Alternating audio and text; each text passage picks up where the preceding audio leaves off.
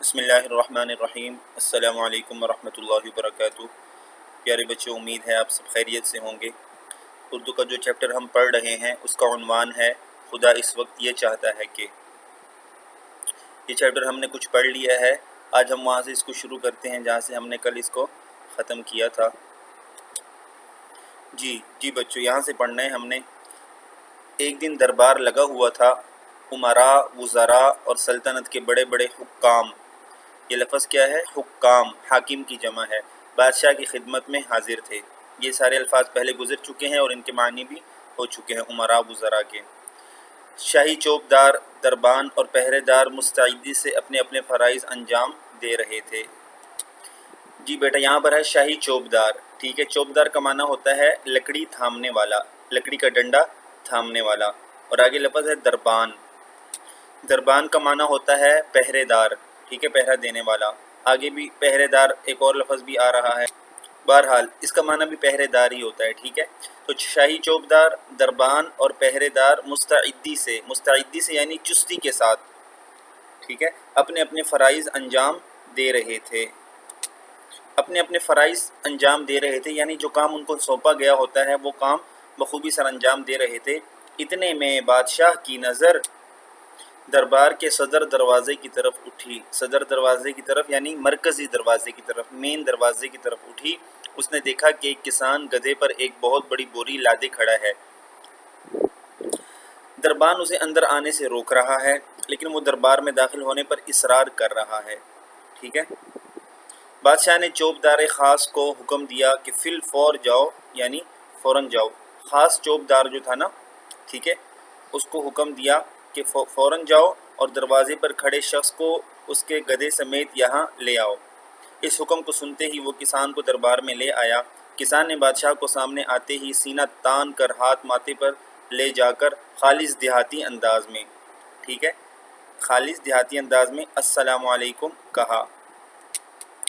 سینہ تان کر ہاتھ ماتھے پر لے جا، سینہ تان کر یعنی بے خوف ہو کر سلام کیا تھا۔ بادشاہ نے اس کے سلام کا جواب دیتے ہوئے اسے پوچھا، تم کون ہو اور یہاں کیوں آئے ہو؟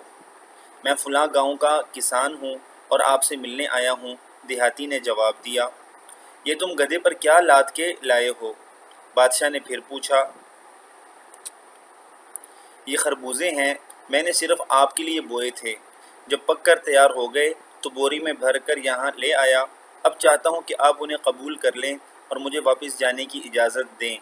کسان نے کہا، دیکھو اگر میں تمہارے خربوزے قبول نہ کروں تو پھر کیا کرو گے؟ بادشاہ نے سوال کیا، ٹھیک ہے، یعنی ابھی جو بات پڑھی ہے یہ سوال کس نے کیا؟ بادشاہ نے۔ اس پر کسان کچھ ٹھٹکا۔ جی، ٹھٹکنا کے معنی ہوتا ہے تعجب میں پڑنا، حیران ہونا، ٹھیک ہے۔ یہ سوال تو پہلے بھی کوئی شخص مجھ سے کر چکا ہے، اس نے دل میں سوچا۔ اسے کھیت میں پیش آنے والا واقعہ یاد آ گیا۔ غور سے بادشاہ کی طرف دیکھا تو اس کا چہرہ مہرہ، ڈیل ڈول، ناک نقشہ بالکل اسی شخص کا سا لگا جو اس سے کھیت میں مل چکا تھا۔ چہرہ مہرہ سے مراد کیا ہے؟ شکل و صورت۔ ڈیل ڈول کا مطلب کیا ہے؟ جسامت۔ ناک نقشہ بھی، یعنی تینوں کا معنی یہی ہے، ظاہری شکل و صورت۔ تو کسان کو یعنی شک ہوا کہ یہ جو بادشاہ میرے سامنے ہے اس کا چہرہ تو اس شخص سے ملتا جلتا ہے جو کھیت میں مجھ سے ملا تھا۔ بادشاہ نے کسان کو سوچ میں گم پایا تو اس نے اپنا وہی سوال دہرایا، میری بات کا جواب کیوں نہیں دیتے؟ میں نے تم سے کہا ہے نا کہ اگر میں یہ خربوزے قبول نہ کروں تو پھر کیا کرو گے؟ جی، کسان بلا جھجک بولا، تو پھر وہی کروں گا جو اس سے پہلے کھیت میں کہہ چکا ہوں۔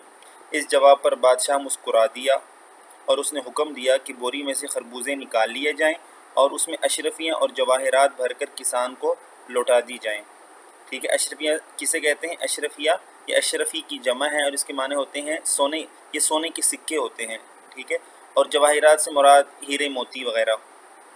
کسان نے اپنے خاص انداز میں بادشاہ کا شکریہ ادا کیا اور گدھے پر بوری رکھ کر خوشی خوشی دربار سے واپس ہوا۔ آگے اس کہانی کا دوسرا حصہ ہے لیکن وہ ہم اگلے لیکچر میں پڑھیں گے۔ آج کے لیے اتنا ہی، اس لیے اجازت دیجیے۔ السلام علیکم ورحمۃ اللہ۔